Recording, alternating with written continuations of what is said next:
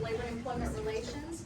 So want you to welcome this esteemed panel. They represent a variety of perspectives, backgrounds, just a phenomenal group of very accomplished individuals. I think you're going to really enjoy hearing from them. Before I introduce our moderator, kind of the goal here is for them to talk a little bit about what they're seeing on the ground related to future of work issues, trends, hopefully some potential solutions to get us all thinking about where we'll be going in the next few years and how we might solve some of the things that are going on around us right now. So our moderator, Erin Mies, is a 2005 graduate of our program and one of our many LER couples. And she's also married to a 2004 graduate, Mies.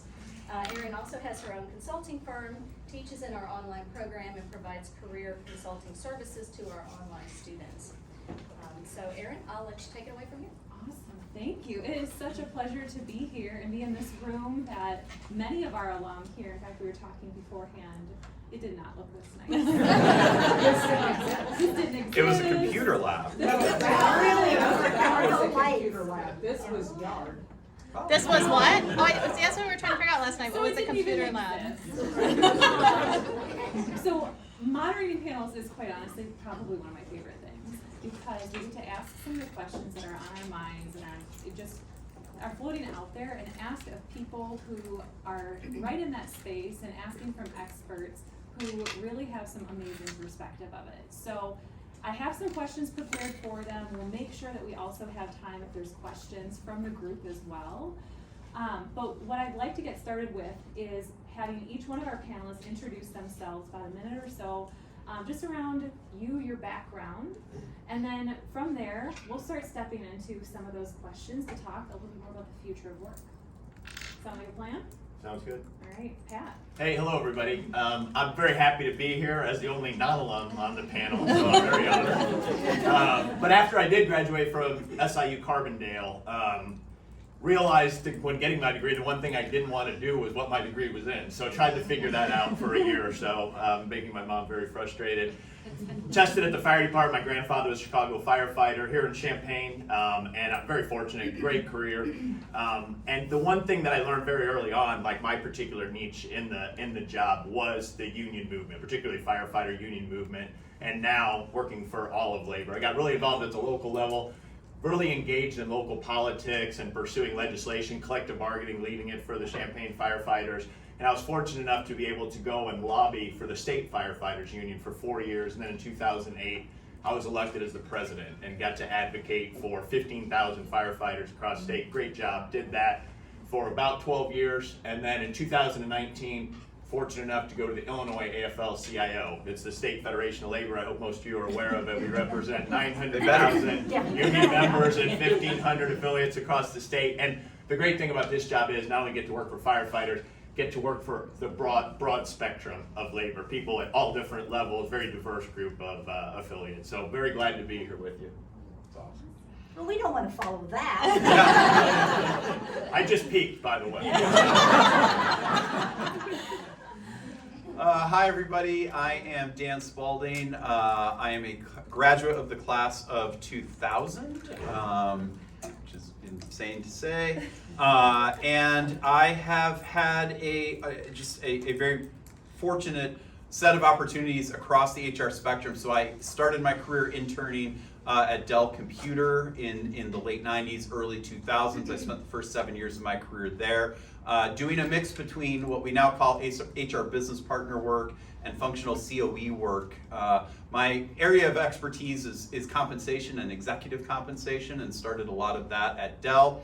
Spent 3 years building their early operations across mainland China, which was a fascinating experience. And went from there to a company called Life Technologies, which was a biotech company focused on sequencing. And that was an M&A organization, so a company built through a variety of mergers and divestitures, and then eventually we sold that company, which led me to Starbucks, a little coffee chain that you may have heard, going through some interesting times on the labor front, where I led HR for the US retail business, about 8,200 stores and 144,000 employees. And then 6.5 years ago, I went to Zillow Group, which you may not use a lot now unless you're looking for a place to rent after school, but you will use it a lot to look at what your friends and family have sold and spent on their home.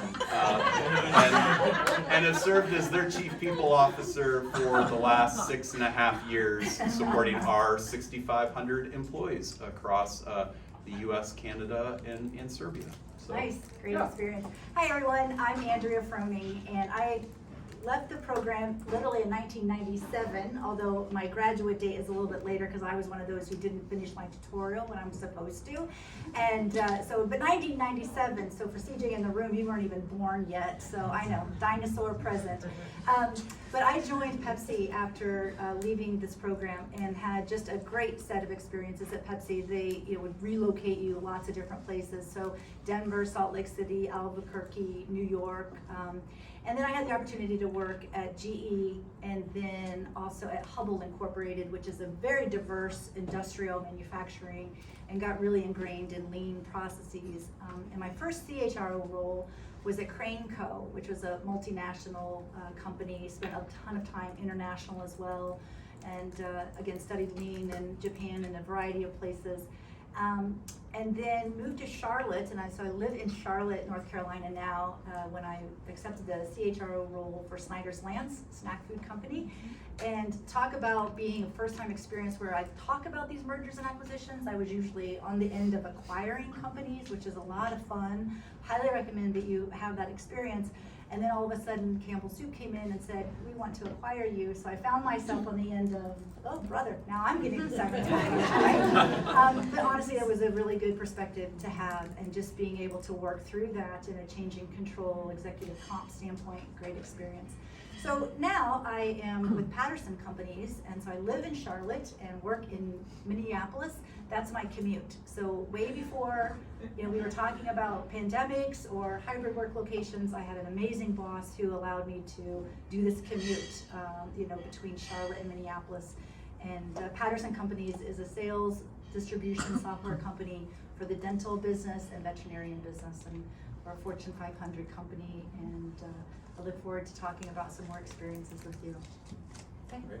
All right, hey everybody, second Pat on the panel. I hopefully they haven't peaked yet, but we'll see. Pat Walsh, I graduated in 2005, December of 2005.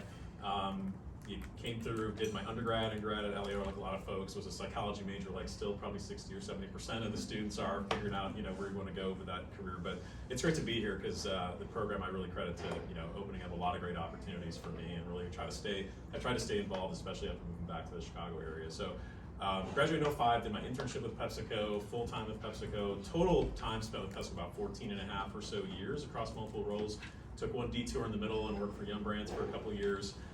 As about 6 months ago, left PepsiCo to take a head of HR role for a small public company based in Chicago called Oil-Dri Corporation of America. So a few $100 million, we mine and refine a mineral that goes into everything from animal feed to promote animal health to cat litter. Believe it or not, this mineral can do all these different types of things, but it's an 82-year company. It was a unique opportunity to kind of take the reins of an HR function, which again, I feel like credit PepsiCo and his former colleagues here in the room today. I know there's a lot of recruiting going on.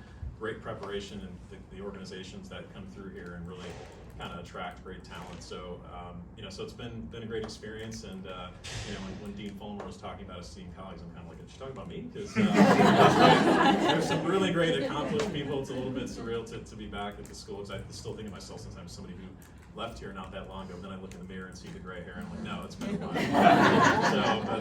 But good to, yeah, exactly. Yeah, good to be here.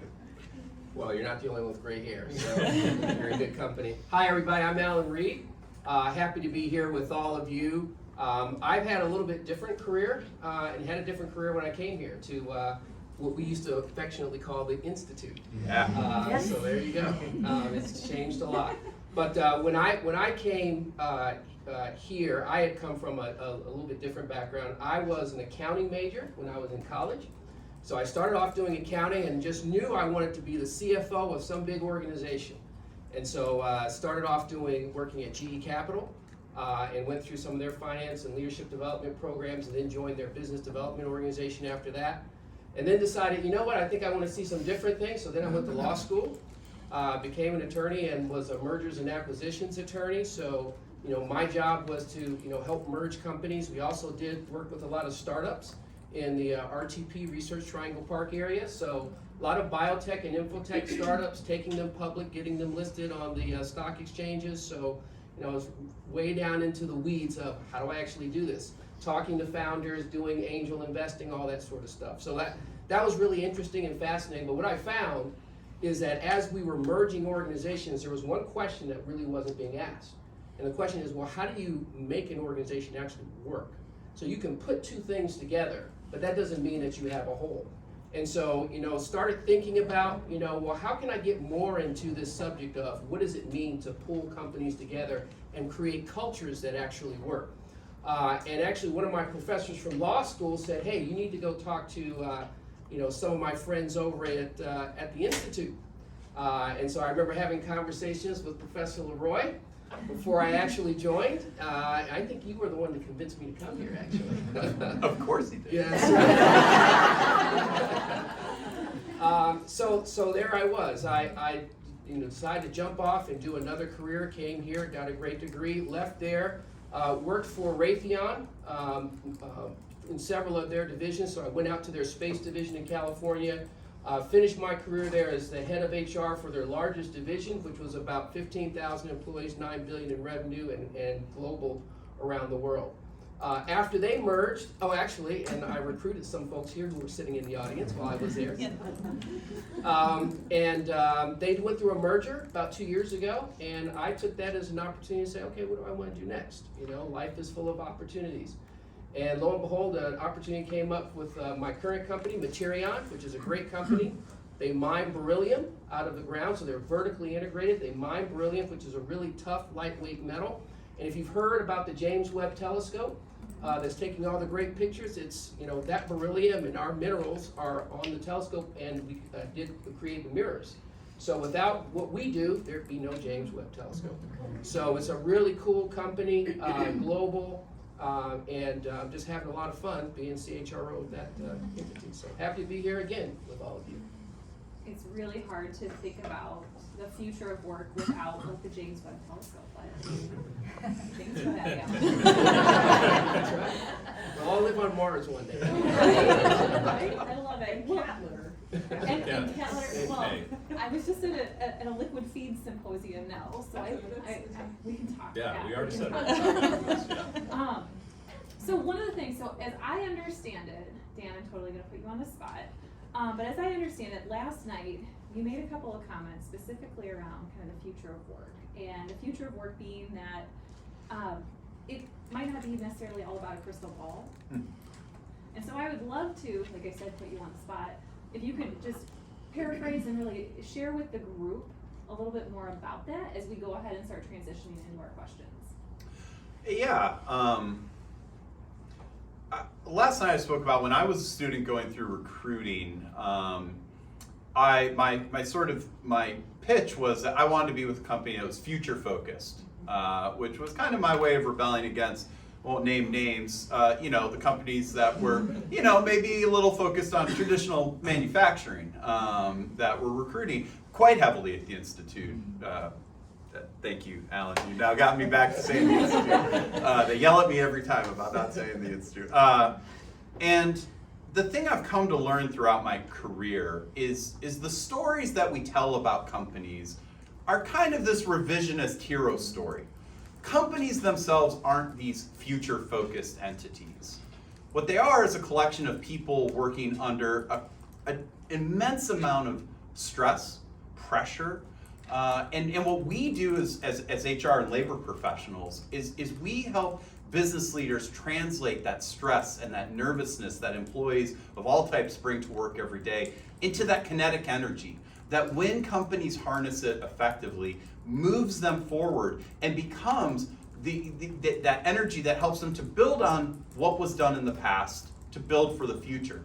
So just don't believe the story that you hear that like Google invented search. Google did not invent search. Google built on what Yahoo did to a limit and didn't quite get over the line, and then they went and made it better. And so my point, and I think it's very important when we have this conversation about the future of work, is all of us up here are working under the stresses of the world as it is today. And we can dream about the future, we can design and build for the future, but none of us actually know how this is going to play out, which is what I think is the most exciting part of this conversation, is the world of work is going to change more in the next 5 years than I believe it's changed in the last 50 years. And I think that's going to create a great amount of fodder for Professor Leroy's employment and labor law classes because of how incredibly poorly companies are going to screw it up. But that was really the heart of the biggest thing that I've learned is companies aren't going to figure out the future. Leaders are going to figure out the future, and they're going to need your coach and counsel to get them there.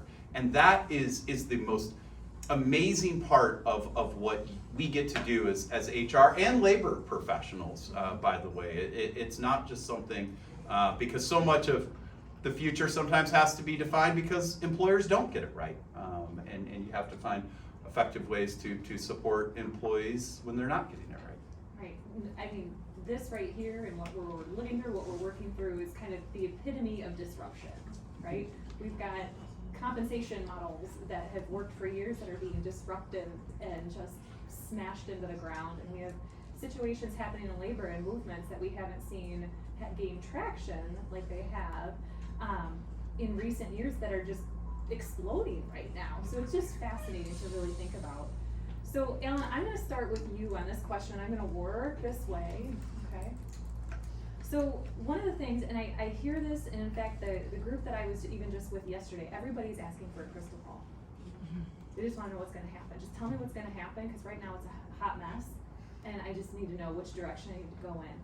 And so a lot of times we look at our past experiences then to help as we think about that future. And so as you think about that, how has the focus of your own work evolved from the early part of your career even to today? So I'm not necessarily going to go into the future quite yet, but just as you think about that evolution from the start of your career to where you're at today, how has that evolved? Yeah. When I was here at the Institute, we spent a lot of time talking about, what does it mean to be in HR? We talked a lot about, you got to get a seat at the table. You've got to bring your data analytics, and you've got to make sure that people, think you're credible in the things that you're going to put forward. And all that is absolutely true. I think what I've kind of learned over time, and when you're mentioning the crystal ball, is that you've got to stay true to the values of who you are. And I think one of the things we've certainly seen over the last couple of years is that organizations are being driven, and people are wanting to work for organizations that really have a set of values. And so you won't know the crystal ball, but you've got to understand inside of yourself, why do you want to do this work? All of you in here could do anything you wanted to. You're smart enough to be, engineers or lawyers or doctors or whatever, but why HR? And I think, one of the things that I've learned going forward is if we try to then mimic what other people are in the organization and forget that we hold the culture, that we're responsible for making people's lives better, and that transcends and will carry you through your whole career, if you forget that, then you're really not serving the purpose. And so, my advice to you would be, don't be the HR person who shows up with a whole bunch of, tables of data, and you can't speak to, well, what's the guy on the factory floor, the gal on the factory floor, what do they think? What do they think about what we're doing as an organization? Do that, and I think that's the difference. That's what you're going to see in terms of the changing of work going forward. You've got to make sure that you're tied into what people believe, and that you're servicing them and taking care of them. Thank you. Pat, what would you add? Yeah, I think for me, great points by Alan. I think I've always tried to evolve to think of myself as a business person that happens to have a perspective and an expertise in a certain space, right? Just like you think of a finance person who's a business leader who maybe has expertise in their space. I think that's the mindset that I've tried to evolve to. because I think, it certainly, may sound cliche, but it's gone beyond being the people person, right? You kind of have to have a holistic perspective on the business. The other thing I think is interesting and challenging is, like we talked about, like looking to history, but and I like history. Like I personally, like outside of work, I like to read about history. I like to study different, different historical aspects of society. I don't know that history is super helpful right now, because I don't know that you can look at history and say, oh, well, I mean, Dan brought up the point about disruption. Like, I'm not sure, like, none of us were alive and working during the Industrial Revolution. Like, I'm trying to think about, like, what do you compare this current moment to? You've got this inflection point of so many different things happening. So I think it's about being, open-minded, creative, and collaborative, because I also feel like solutions don't come from, Dan also mentioned kind of the hero tale that we tell about companies. Solutions don't come from usually one person. Usually it's a collective group of folks that you have to find the right place with. And the last thing I'll say is I just think it's going to be continued challenging and actually a great opportunity for HR professionals to make a difference, because you see some incredibly disruptive trends with, it's always nervous when we have professors in the room, so I'm like, they didn't call me on this. Like, that is right. Still get that student feeling. You've got these, Never changes. Yeah, where you've got, in industrialized countries, you've got birth rates declining. You've got, like you see now, interest rates going up with 2 jobs open for every person that's looking for a job. And I don't know that we've been in this type of situation before. So I think the agility and, the mindset without a crystal ball, but being able to still guide organizations is much more in demand now than probably it was, when I started, which feels like it wasn't that long ago, but I guess it feels like the rate stuff is gone. It's been light speed. Yeah. And for me, I think if I think about my own work and how that's evolved, I think about it a little bit in a third. Probably the first third of my career was very tactical. It was very much swimming in an HR lane. I talked about this to some graduates this last May. Like, I would swim in the HR lane, and I was very tactical around staffing and employee relations and ensuring that we were on the floor a lot and spending a lot of time with the employees to make sure that we could attract and retain them. And then the next third, as I progressed in my own career, it was more about enabling an organization. So it was thinking about what the more collective needs of the entire corporation needed, and how I could help enable them with either skills or training or leadership. And now in this, maybe my final phase of my career, it's much broader around the kind of employer that we want to be. This passionate feeling of, like, why should employees choose to come work for us? Because they have choices more than ever. And so a third of my time even is spent with my own ELT, my executive leadership team, and the board, making sure that our company is focused on the right things, it has purpose, and it can connect with the employees. So we really are making a difference, not just creating the widget or getting products out, but are we having an impact in the world we live, in our social situations and the communities in which we serve? And that is so much more meaningful to me now, because it's connecting all of the stuff that we worked on before in a much more, I think, passionate and compassionate way. So, okay. That's great. My grandmother always used to say to me that, 2 things could be true at once. And I find in our increasingly polarized world, it's something that I reflect and coach a lot of people on every day. And when I think about the 2 things that have been true at once throughout sort of the growth of my career, is sort of everything has changed in the world of work and nothing has changed in the world of work. And so the things I've learned about the sort of everything has changed, I've kind of gotten where I've gotten in my career because I always took the jobs that other people didn't want. I always went to the companies that people were a little like, like that sounds like a pretty hard place to work. Yep, I took the jobs in those companies that other people didn't want to take, and that helped me be indispensable. And when you're indispensable, you get to work on the biggest, gnarliest problems. And when you work on the biggest, gnarliest problems in the first 10 years of your career, you have really interesting stories to tell people when you're kind of ready for those bigger challenges and you're in those boardrooms and you're doing that. So that is the piece that for me is kind of the piece that has always changed in the workplace. The other side of it, the thing I've learned is nothing has changed in the world of work. Yes, I was handed a pager in my first job, and yeah, exactly, oh, 100%. And now, you know, we use very different instruments and tools, but I fundamentally believe that the most successful people in our profession are the people who listen and understand what the actual experience is of the people doing the work. Humans want to be respected, they want to be cared for, and they want to know that their work matters. And that hasn't changed whether you're working with a machine learning engineer or if you're working with somebody, if you're working with a barista in Starbucks. And that to me will always be the North Star of the people who are sustainable in this profession, is they realize, yes, it's complex and there's all the fancy things you gotta go figure out and do, but it's actually incredibly simple. Can you sit down with any employee and make sure that they understand that they're valued in terms of what they do for the organization?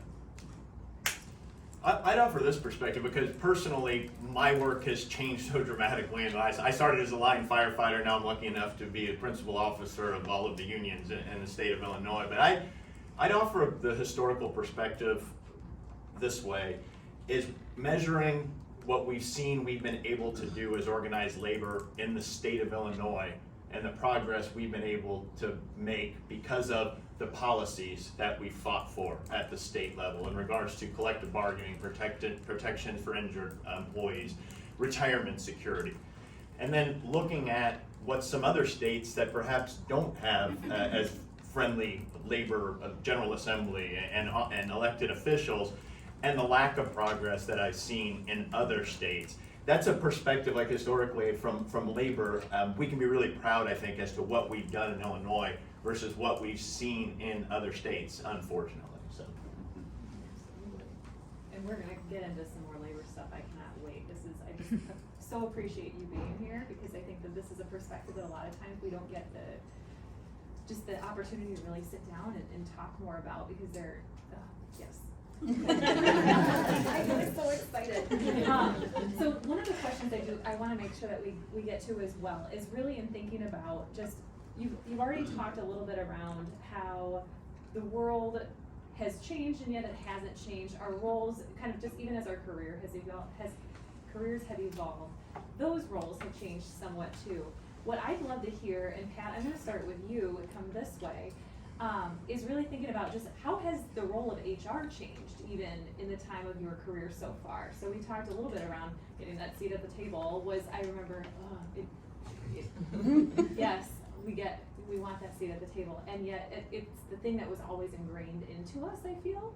And so as you think about that, what are some of the ways in which you've seen the biggest shift in how HR is valued within organizations? Yeah. Well, I think Andrew touched on it really well too, talking about kind of going from, and maybe some of it is career progression too, kind of tactical, but kind of, okay, this is HR, this is what you do. And you probably get this when you talk to your friends and colleagues, like, oh, do you hire and fire people? Do you do benefits questions? And it's kind of like, yeah, but that's not really, that's not really the main thing of HR. But I think, the biggest thing to me has been, this move towards the employee experience, I think, and that we were talking about, because I think, like Dan said, it's kind of always been true, but now people care about it more than ever, and I think now there's kind of been this awakening that this really matters. Whereas it was a little bit of, I don't want to say lip service from business leadership, kind of, writ large, but it was a little bit like, oh yeah, we're going to say the nice things, but really we're here to, drive a number. You still need to drive the results, but now people are like, okay, we need to do this differently, and we need input and expertise and support to figure that out. And it really should be a part of our strategy. And it really should be meaningful.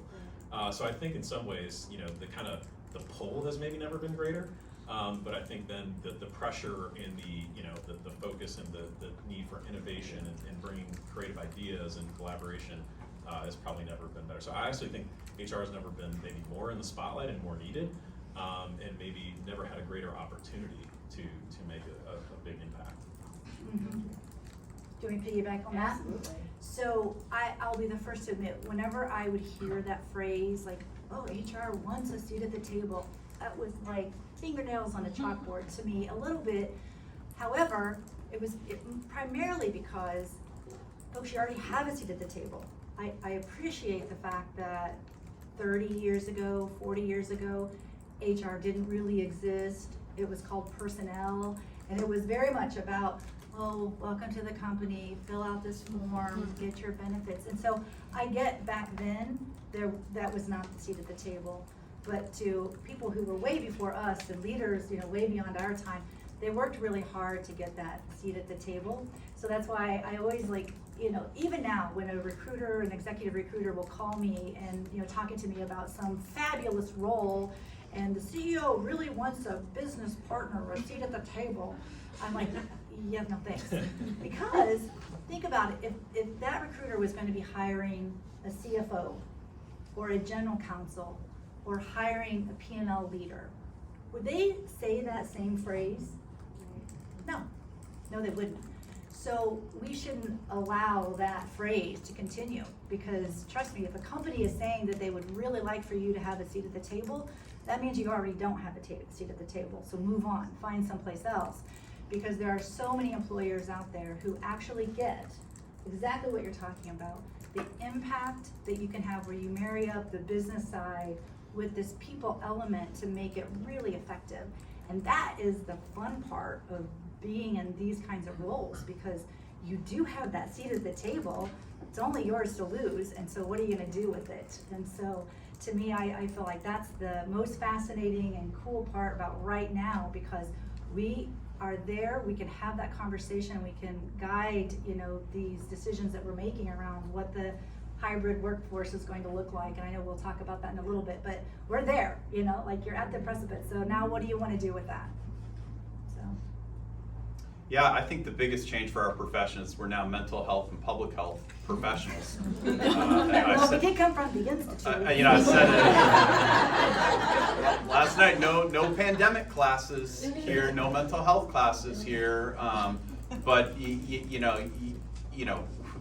you talk about things like institutionalized trauma that employees bring to the workplace. Those are big conversations that everybody in this room, you can't outsource to some other function. It's not the diversity team's job to educate you on things that are happening in the lives of your employees that they're bringing to work. Let me tell you, there was zero conversations on mental health in the workplace when our class was starting their career. In fact, we grew up in the bad old days where it was, how late could you stay at work to prove how tough you were? And I think we think that we're decades removed from those things. We are not decades removed from those things. And we are now on the forefront of a broader conversation on mental health. I'm very lucky I'm married to a therapist who has helped me, but I think that's the biggest change for us as professionals. Well, and Pat, I'm going to come back to you in just 1 second, because I've got a question that's more directly related, but I want to swing into HR, Allen, and then come back to Pat. Yeah, I think, one of the biggest changes that we're seeing in HR is your role in the development of talent, right? So let's go back to that seat at the table analogy, once again. Right, so when you're at the seat at the table, you got to ask, well, who's not at the table, and who am I supposed to be representing? And I think when I first got out, the big thing was I spent a lot of time working on succession plans, development plans for salaried white collar workers. And I think what I've discovered over time is that there was a lot that wasn't done for the hardworking men and women who walk our factory floors and who built this country. Organized labor, and who's talking about talent development for them. Right. And I think the biggest change that I'm trying to instill in my organization, and I started doing in my last organization, is what HR needs to do is spend a little bit less time worried about what the white collar workers are doing, and spend more time worrying about the folks who were in the factories. When I was here at the Institute, I worked a lot of jobs. I wasn't a rich kid. So there are a lot of jobs around here in Champaign that shall remain nameless, really bad jobs that I worked. And so, being on the line and working with people and knowing that, people just want good lives, that's what HR is supposed to be doing, I think. And that's what I've kind of discovered over time, is that you've got to be HR for everybody, and you've got to speak up for those who aren't at the table. And that's, I think, what's changed in the last few years. Okay, so I appreciate you reading my mind, because that was kind of where I wanted to go. Yeah, so thank you, Allen. So one of the things that the other Pat also brought up was around employee experience and the focus on it. And I think everyone touched on different elements of it.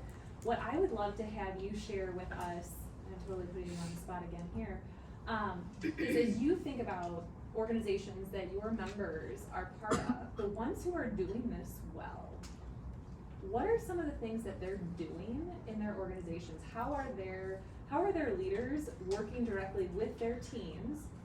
And as a result, you're seeing really great things happen.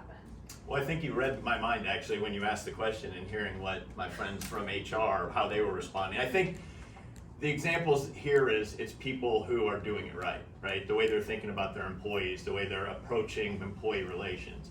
When I started in the mid-90s as a young firefighter union leader, the model really was you're not doing your job unless you're going in and fighting with the employer. I mean, old style bargaining where you're putting proposals across the table, nobody's really talking them through, they're pushing it back.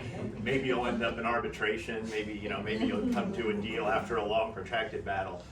But more and more so, and I think the work that Professor Bruno, the work that Professor Leroy have done in terms of educating organized labor, in terms of negotiations, collective bargaining, employer relations, is that it doesn't have to be an adversarial approach to negotiating or to whatever you're dealing with in terms of employee and employer relations.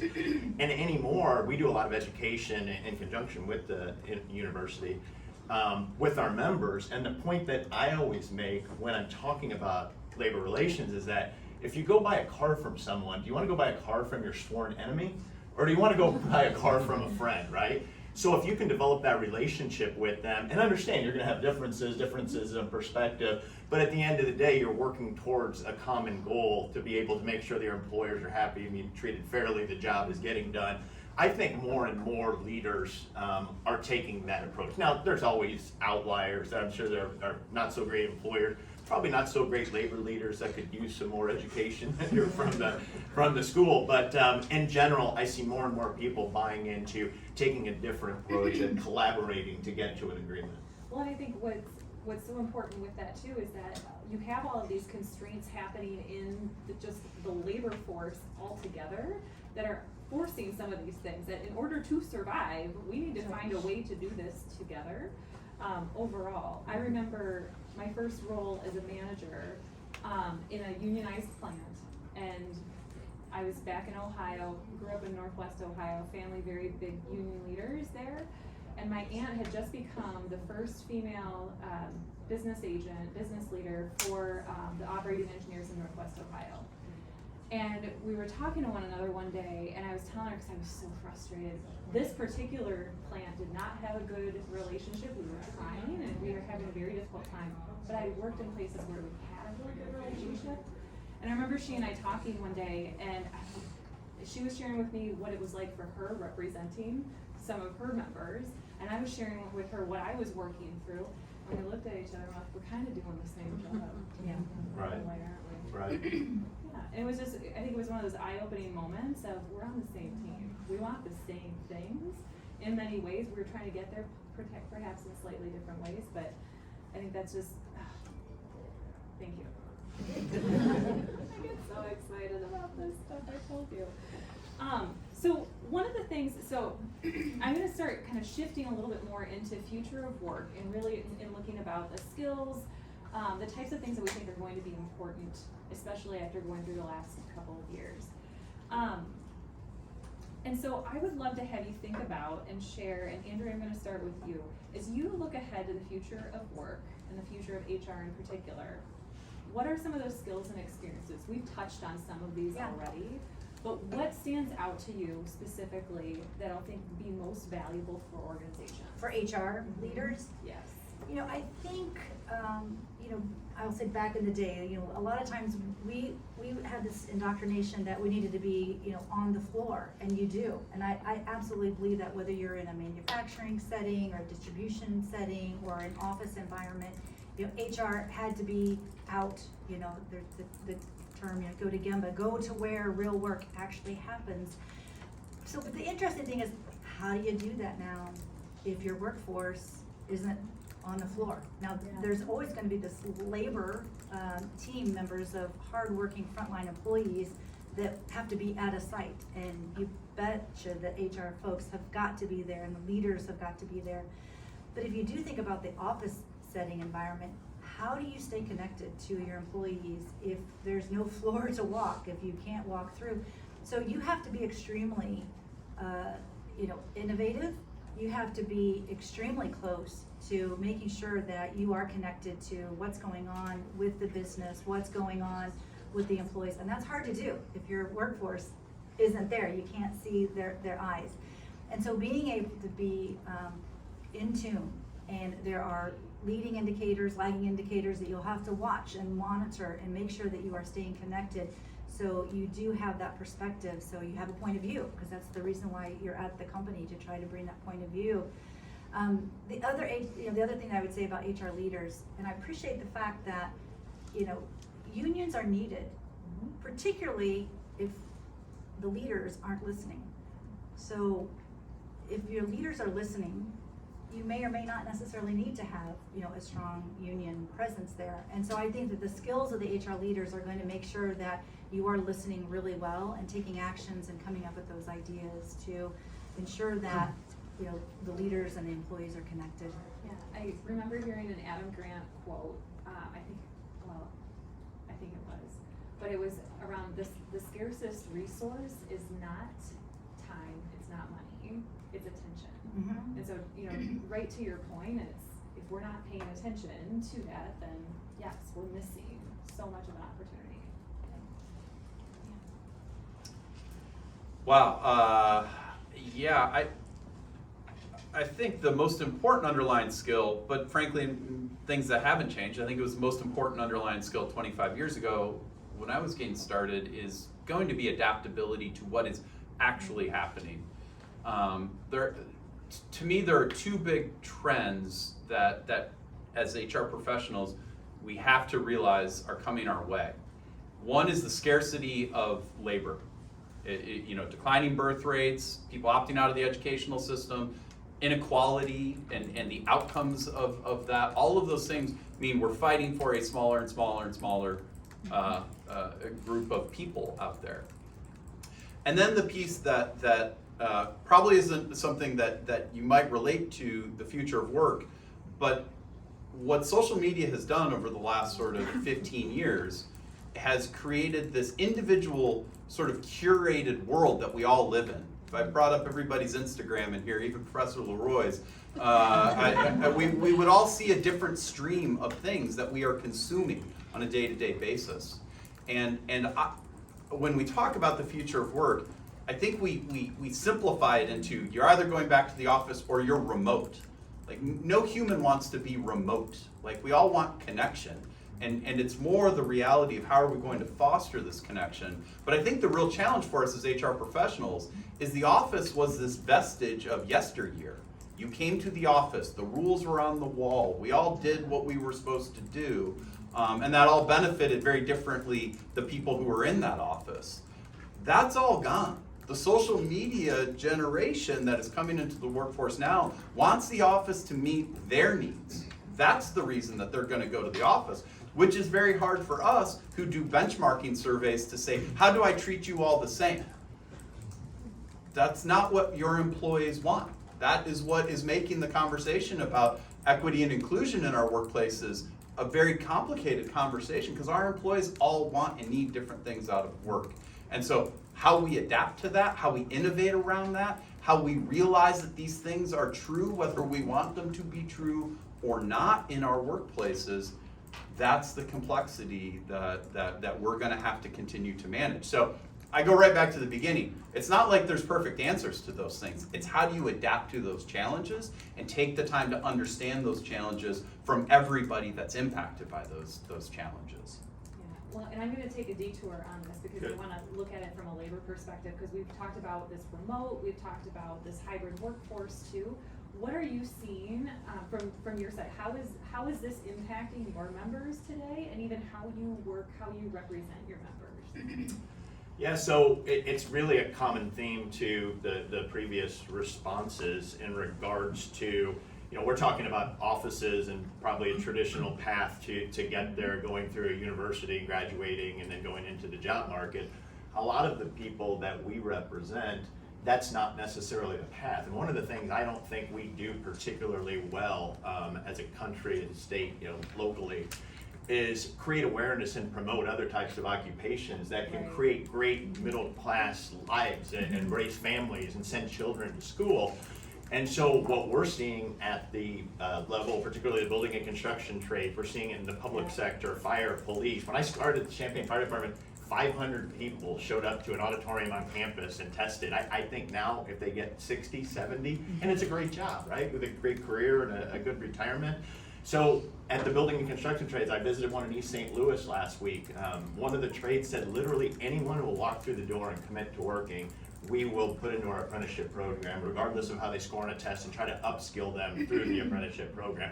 So trying to figure out what employees want, whether they're going into the building and construction trades or whether they're going to the public sector or into a traditional, office setting in a company. I don't think many people have figured that out. I know we haven't in organized labor, and both creating the awareness about the job as well as talking to them about them and getting them in the door and pursuing them. So I just think it's a real similar theme, but perhaps with different angles in terms of different types of employment.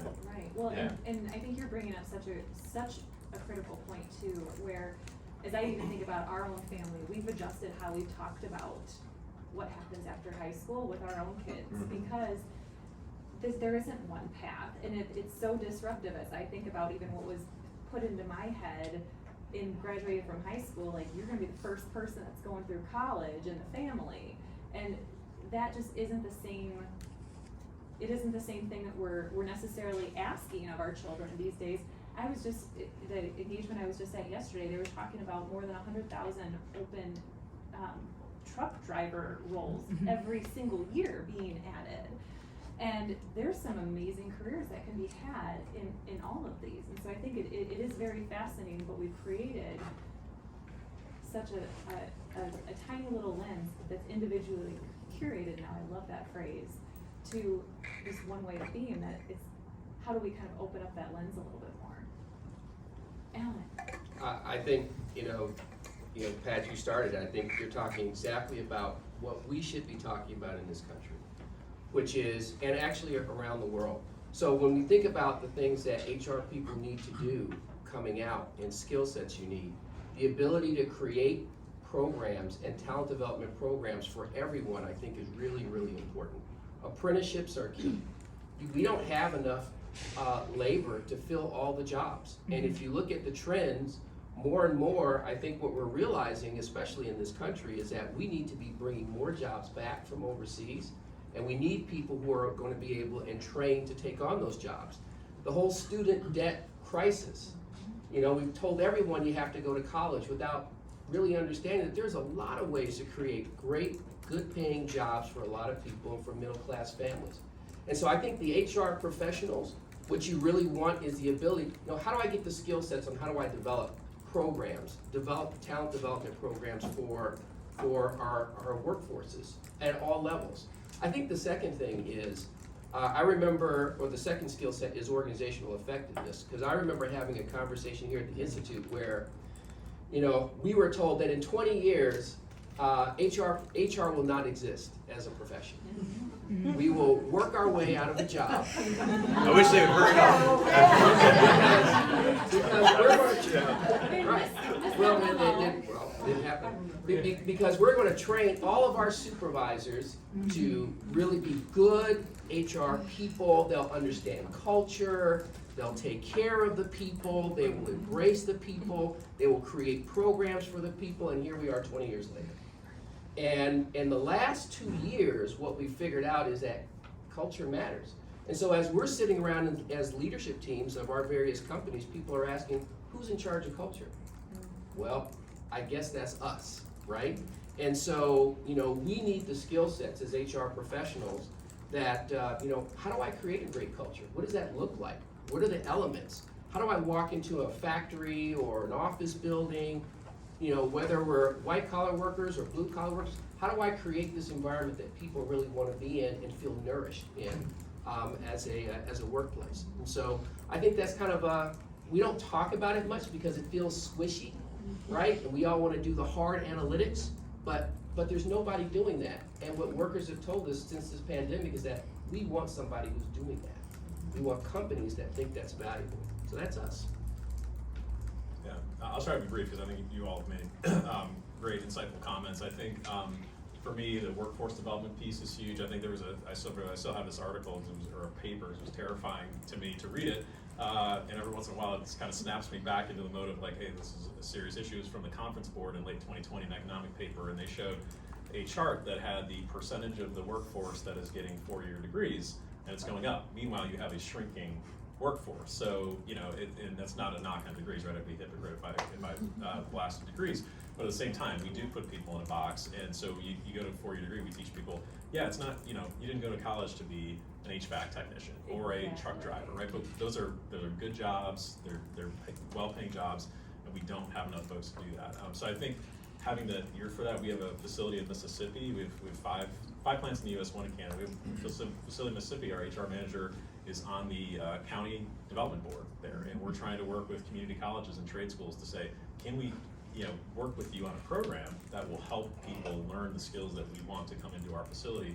That's not necessarily a, you know, light bulb tactic, but I think things like that are incredibly important, especially in places, I'll just say it like Mississippi, where maybe there's underinvestment in things like that, but we're probably underinvested across the country on that.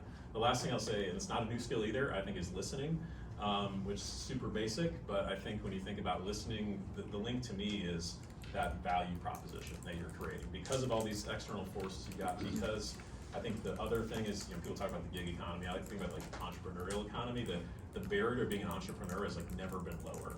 You can go sell whatever you want, wherever you want, and it's really easy to do that, relatively speaking. So I think you've got to create this value proposition based on what people are looking for that makes them want to work for a company. There's a lot of people who said, I don't want to work for a company. You know, I don't want to be put in that box. And so, you know, how do you transform that? So I think it starts with listening and understanding how you shape that.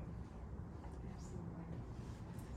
All right, Pat, you ready for your question? It's going to be open to everyone. Don't get me wrong.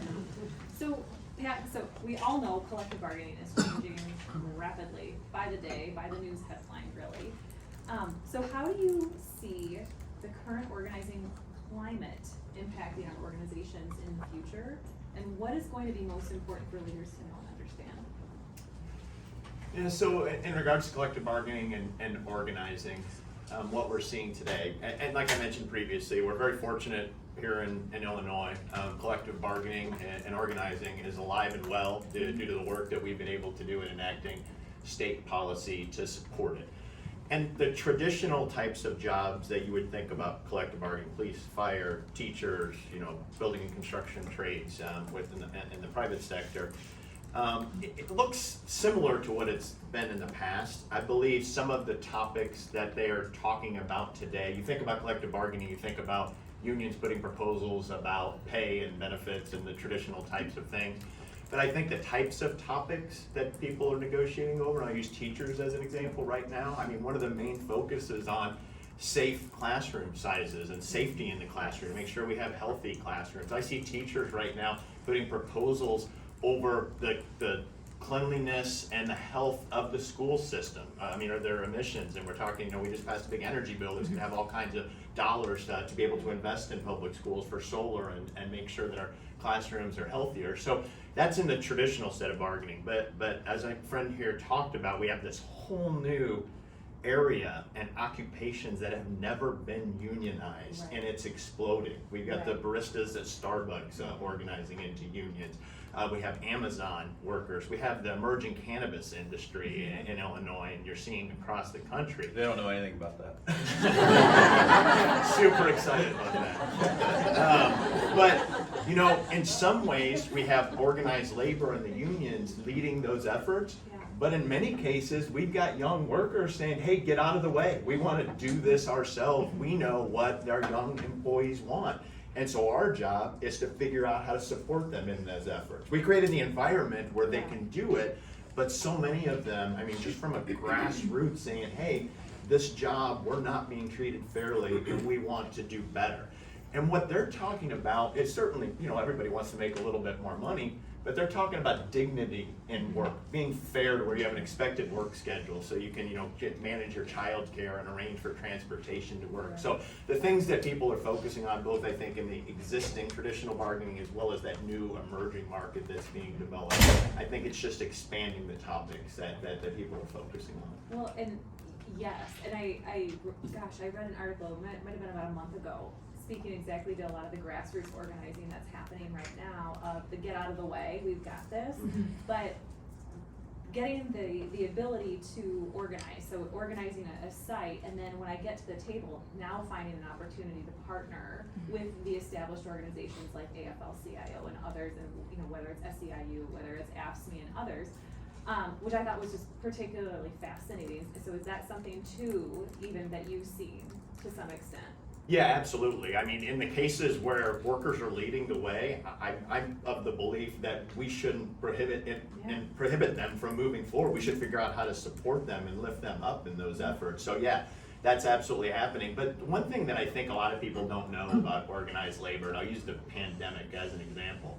Organized labor definitely works really hard advocating and putting forward policies to support union members, but we also work really hard to support all workers. I mean, when you have the minimum wage being increased in the state of Illinois, that's organized labor, and most of our people, fortunately, aren't going to be subject to it, but there are many, many non-union workers that I hope form a union so they can continue to improve their working conditions. Unemployment insurance. I can't tell you how many non-union people we helped navigate the unemployment insurance system during the pandemic. So we work really, really hard for union people, but also for all workers in the state. Yeah. I love that. And I think so many students, I know many of us, like when we came to the Institute too, that was always a very big, very important part of really understanding and gaining our education. There's no way you can go into a job, whether it's within human resources or maybe personnel at the time, without having that sense for kind of what is happening, what is the history that we can appreciate, and know that a lot of these programs that we have in place today are because of a lot of the things that people have fought for. So, and in so many ways too, a lot of that history has come back full circle in a way. Yeah, agreed. Which I think is very interesting. All right, so I think I'm getting a little bit low on time. Okay. I am going to ask my favorite question. I'm going to skip ahead for a moment. Some of you might know what my question is if you participated in any of my panels before. So, Dan, I get to start with you. Are you ready? Yes, I like that idea. What do you know now in your career that you wish you knew when you started? Yeah, I don't know.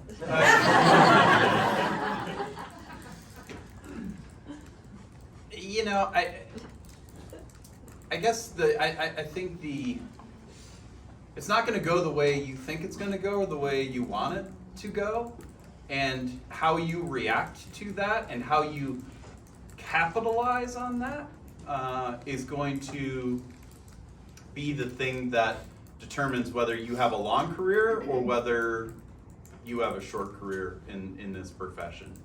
And sometimes the best things that happened to me in life were the internships I didn't get here, the jobs I didn't get at Dell, the companies that I didn't, go to a second round of interviews with. And I think you get, and I don't know that I didn't know that then, but the not getting too emotionally high when it goes your way and getting too emotionally low when the world kind of goes in the opposite direction. Aim for sustainable, not, kind of the volatility that a lot of us go through. There's so many things. I had to think about this one for a while. The thing that I really think strikes me more and more as I get older, and I learned it from watching people I admire and I consider to be mentors and successful, and I didn't place a lot of value on it when I was younger. It was less important when I was at the fire department, but as I did advocacy and other types of work, is the value of creating, fostering, and building professional relationships. I see people who are really good at it, and they always seem to be ahead of the game, and when you are intentional about seeking people out during times when you're not asking them for something, right? Just developing that relationship, learning about them, not during a time of conflict. When there is a need or an ask or conflict, it just seems so much easier to navigate when you had that. So I think that's something that I think has been that observation of mine. Yeah, thank you. Alan? Yeah, I was just reflecting back in my mind, actually. So, I think the thing that I want to kind of build off of that, which is relationships, right? So I remember not long after I left here, I went into one of my first second step grievance meetings, and I was working with someone who had been doing that kind of work a long time, and their advice to me was, Alan, you got to really learn how to scream. I was like, what? What are you talking about? No, you got to yell. You got to get in their face, man. You got to show them who's boss. Well, I think what I've learned over time is I remember, I tried that, and it's moderately successful, but what I found over time, which was a lot more successful, was actually sitting down in the shop steward's office and just building a relationship. Yeah. We're just shooting the breeze. What's going on? What, how can I help? And you've made it when the shop stewards are like, hey, I haven't seen you in 2 days. Come down and hang out with us. And you've made it, you're in, right? And so, we all have jobs to do, but the relationships and the things I learned from those shop stewards, I still rely on today. And who would have thought that, they'd be teaching me, right? I thought, well, I'm the guy with the law degree, I'm teaching you. No, these guys knew the contract inside and out, but more importantly, they knew the workforce. They knew what people were thinking. Building those relationships and thinking about how to do that, that's what I learned. That it's really all about that. I am much calmer. I guess I would say two things. One, I had some leaders. I think I think a lot of times you're influenced by the people you are led by or that you admire, that you work with. So I feel like I've taken different things away from my career from folks I've tried to model after. One of them, I have a couple of folks that were just always optimistic. Always there's a solution to every problem. Not blindly optimistic where you turn people off, but optimistic to say, we're gonna get through this. And I think in tumultuous times, it's super important, especially being in the line of work that we're in, to bring that perspective. So I don't know that I appreciated that until further along, as I saw it from others. The second thing, and I was hoping to wait till Nell was back in because I was gonna get some points with this answer, but We're recording it. yeah, okay, good. All right, we'll make sure to timestamp where this what this is. I think it's the value of the network associated with this institution. Beautiful. I think, oh, perfect. When I was Hey, Nell. when I graduated, I was 23, 24. I was moving around the country with PepsiCo. I think you're very wide-eyed and focused on what's ahead of you, and hopefully a lot of folks are at that point. But I think it took me a while, and then actually partly moving back to the Midwest didn't hurt, to realize that there's a lot of value of staying associated and staying connected to the program here, both through the institution itself and the folks that come through it, your classmates, other folks through there. Just the network you have is incredible. So I think if I could do something over again, I'd invest in that heavier earlier. Yeah. Yes. Ditto to all of that, and to build on that, I probably underestimated when I was going through the program. Actually, how many of you are first semester? All right, so good. So never, ever will you ever have in your life the opportunity to have, how many companies come on campus now? Lots. 70. They come to you to explore what kind of area that you want to work in, or what kind of industry that you want to work in. So I underestimated that. I took advantage of interviewing with a lot of different companies, and we had some fun trips, didn't we, Jen? Interviewing in lots of places. But you just take that for granted because this is such a great institution. I mean, it really is. And so already companies will seek you out. And so it's not like now that 70 companies are calling and saying, hey, we're gonna meet you in this conference room and we're gonna let you come and pick, one of us to come work for. So just take advantage of that opportunity to really figure out what industries interest you, leverage internships, because there are so many options. And so to also, take what you're saying, Pat, the people that are in this room, you will have as lifelong friends, and you will carry that through. And when you get to a CHRO role, they're pretty lonely. They're pretty lonely spots. And it's not like you have a person to the right or left at that company who has the exact same job as you. So guess who you are calling? You're dialing a buddy, you're calling a friend, and they're the people that you've met during this program. So I underestimated that, and so that's my best advice for you, to try to hold on to that. Can you see why I enjoy these panels so much? So now, do we have time for a couple, if there's questions from the audience? Is that okay? Till everybody starts wandering off. Let's go ahead. Let's take some audience questions. Yes. Thank you all for the wonderful insight. My question for you guys, so all of you guys have worked pretty hard through your career, and you at this point have that seat in the table. My question is, how do you make the voice valued? Not just to be in the room, but to make it actually valued by everyone else in there. Great question. Anybody? You go first? Yeah. Okay. So how I've approached this is I do a lot of listening, and so I don't necessarily have to be the first to talk or talk the most. But I feel like in this seat that I do have, I have this unique opportunity to have this perspective of all the other functions, more so than any other function. You know, so we have to be the one to triangulate all of that. So my voice at the table is very grounded, because it's not just the perspective of, you know, the HR lady who's thinking about staffing. It's not just the ops guy who is trying to manage labor costs. It's not just the CFO who has a financial number to hit.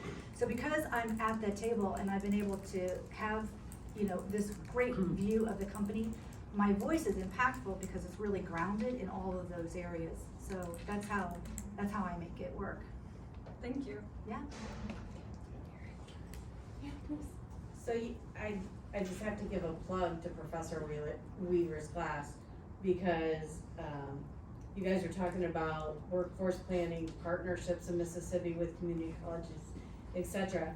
Professor Weaver teaches a course called Workforce Planning and Partnerships. Take that where class. they explore that. So if this is a part of, if that was something that you were like, okay, this is something in the future, this is what the panel talked about, go talk to Professor Weaver. Sorry, that was just my plug. I'll just build off, just to answer your question just a little bit more. You know, spend time, you know, we talked about relationships. It doesn't change, right? Whether you're on the shop floor or whether you're talking to the CEO. Take the time to get to know people. Take the time to understand what are they concerned about? What are they, you know, what's bothering them? What keeps them up at night? And I think even if you don't know what they're talking, I used to do that with engineers, right? I said, well, tell me what you're thinking about. And they would tell me all this stuff. And this design they're trying to do, I'm like, I have no idea what you're talking about. But they liked the fact that I cared enough to ask. And through that, then I figured out, oh, I know what you're really worried about. You're worried about the fact that you don't know how you're going to send your kid to college, or your wife has cancer, or blah, blah, blah, blah, blah. There's all kinds of things that you can help out with that you don't know about. So if you take the time to listen to people, and when they show up at your door, I tell my HR folks, if somebody takes the time to walk down the hallway to talk to you, don't tell them that you've got to reschedule them. You know, figure out what you can move and talk to them, because most people don't want to come to HR for a lot of reasons. So if they're there, it's because they really need help. They need help. Thank you so much. Yeah, I would just add two things. One, you got to know your facts cold.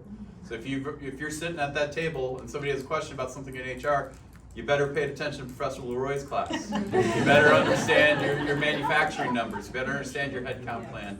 And then I'm a big believer, you got to have strategic frameworks. If you don't have a strategic framework that is guiding how you are thinking about something, then you're just another person offering an opinion around that table. And you're going to find everybody around that table has an opinion on your world. So you have to have something that brings order to that chaos, and that they can follow as well. So that was so valuable. I feel like all of us are obviously concerned about the labor relations, and that's something that it's like, how do you express that to other people who might not necessarily care in the same way? Thank you. Yes. You go first. I always go first. You're going first, whether I want you or not. I'm gonna let Chris go first, and then I have, well, no, because I'll forget, so I need to say that. So to your point, one thing that sets, and I want like the alumni and the students to hear this, one thing that sets our program apart when I'm talking to oil companies or some of these other groups that have a lot of organized labor in their workforce is that our folks have some educational background in labor relations. So I was talking to the labor relations lead for Phillips 66, and I said, well, what about us versus Texas A&M? What, do they have any labor experience? And he said, well, I think they saw Norma Ray once. And that, like, you can tell who the alums are because they got that joke. But like, so I would embrace the opportunities to take collective bargaining and workplace dispute resolution. You know, obviously Professor Lori's class has gotten a lot of time, but to understand labor law, because this is something that's setting you apart from programs like that or programs that are coming out of the business school who don't think that that's important. That's my comment. My question. Can I add on to that really quick? Yes. Okay. So especially for all your first semesters or even second semesters, potentially looking at internships, if you're going into places where they may have represented workforces. I remember having interns in some of my unionized plants, and even though my business agent and I didn't always see eye to eye about 85% of the time, I knew the value of that relationship with him and made sure that my intern had at least a week with him. If he was open to it, just to see the world through his lens, because he's not seeing just my plant, he's seeing his entire membership within his local. And so if you're in a position like that, work with your leader, work with your manager, and ask for those types of things, because they will be so beneficial. So my question is actually for Pat, at this end, not at that end. So since you have folks here from our program who are the chief HR officer all the way down to somebody who's been in class for 3 weeks and understanding the background that they have, what is the one thing that you wish any group of them really thought about when they went to work every day, or knew or learned about or understood, or maybe that you wish all of them knew from your perspective? I think it really goes back to the comments that I made regarding like labor and management relations, and the thought on either side that it has to be an adversarial relationship and a fight to be able to get to a result. Now, does that happen occasionally, and do you have disputes with your shop steward? Yeah, absolutely. But that there is so much common ground in terms of the workers, most of who just want to work and do a good job and want to be treated fairly, and the managers who also have a job to do and are accountable to bosses or board or whoever. That thinking about the commonalities that you have as opposed to the differences in your job, and if you could approach that. I've not been successful in doing that all the time, nobody can, but if you can reset occasionally and realize it's just another person that has a different perspective of you but would like to get to a similar result. I just think that in terms of whether you're working with a labor union or any other type of group, if you can approach it in that manner, it will produce a better result. I love what you said about buying a car from your enemy, right? Like, that's exactly, Yeah, you're yeah. just not gonna kick your business that way. Although, to your point about the curated social media feeds, a lot of people do really like to fight for no reason, so, you know, that also causes. Hey, everybody, if you've ever put somebody on blast on social media, you've picked the wrong profession, because you are about to deal with everybody putting you and your company on blast at any given time. It just reminded me of, this is a silly rule of mine that I try to adhere to, and I suggest others that work with me do the same. No conflict or dispute has ever been resolved by text or email. 100%. Ever.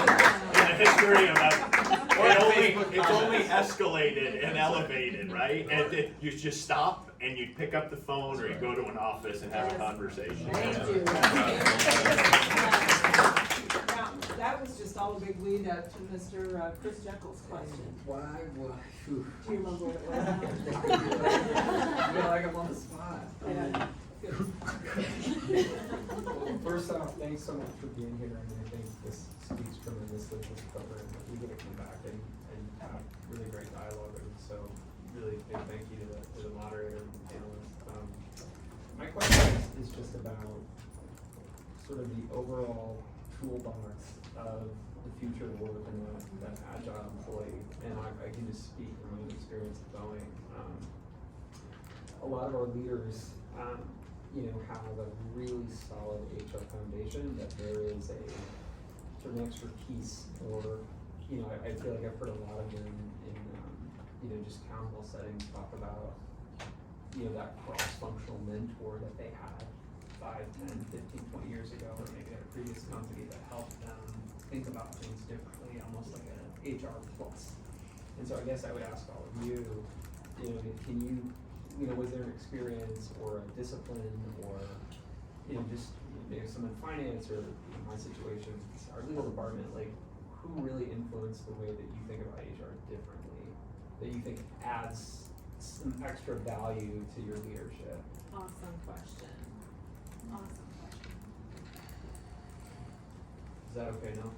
It was, I've been waiting on things. I'll start. Working internationally, actually, for me, living in China was something where, I always say that the longer I lived in China, the less I actually knew and understood China. And I think that's actually a really important thing for us to understand as professionals is if you really want to get to the heart of how people work together, you have to realize that you don't have the answers about how they work together because you don't really understand exactly where they're coming from, exactly what their experiences were. And I think there's a lot of great functional things you can learn, but the cross-cultural competence of actually trying to understand how different people experience the workplace differently, that's been the most formative thing that I use probably more as a CHRO now to navigate the complexities in America that I couldn't have imagined sort of 17 years ago that experience would inform kind of how to deal with culturally what's happening in our own country. I guess a couple things for me. Is firm performance still a class here? Okay, because I do think the plug for firm performance. I don't know if the professor. Professor Weaver. Oh, Professor Weaver. Okay, all right, great. I do think that I didn't come into the program with a business background, so I do think like literally just getting some foundational business acumen. You'll learn, but you can do a lot on your own. And obviously, we've never been in an age where there's more information and learning opportunity both in this program and externally at your fingertips. So I do think having some savvy in that space. The other thing for me, I think was, and now I just lost my train of thought. I did have a second thing. Well, it'll come back to me. You got anything?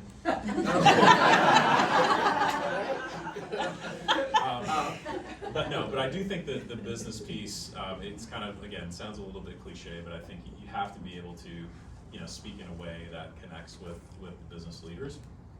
And that's something that I know a lot of folks come to the program don't necessarily come readily equipped with. I'd say be curious about a lot of things. So whether you call it mentoring or just finding out what do other people do and why do they do it and what's interesting or fascinating about what they do, you'll learn a lot. And so, I've had, over the years, I've had mentors from all kinds of disciplines. And really it's just be curious. And that's probably the most important thing. A good HR person, I think you've kind of heard it from the panel here. If you're curious about what other people do and how they contribute and what you can do to kind of help their contribution be even more, I think that will kind of take you a long ways. So, seek people out. Most people are happy to tell you about their experience. It's the one thing they know the most about. They're always the expert. So, very few people are unwilling to kind of share their experiences with you. So don't be shy about asking, senior level people or other people about their experiences and then learn from that. I remember now. Well, But you touched on that continuous learning piece. I think when I started with PepsiCo, and PepsiCo is great. So many great companies come here. you get, and there's so much education and information you get as a part of, you come out of the program and you get an education within the company that you're in. Because they have tremendous resources and tremendous processes. And I think, and it's very helpful. But what I think I didn't appreciate early on, which I've started to appreciate more, is you've got to get information other places as well.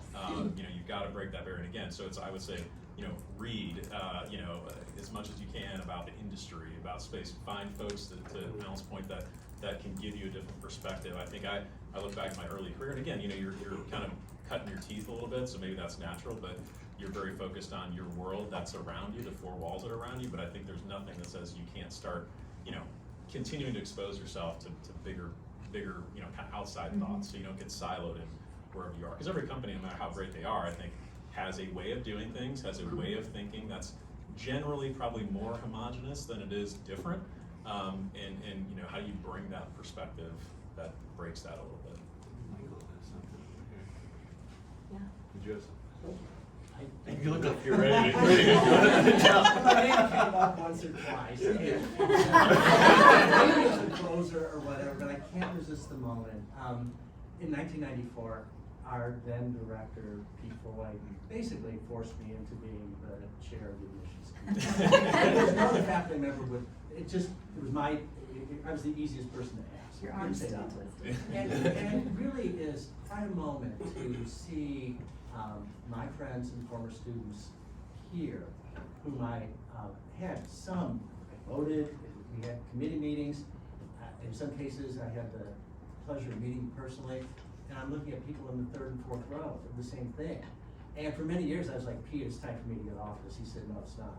But the observation I would make is that when it's something Dan and others have said, when you take time to invest in another person, you really are investing in yourself.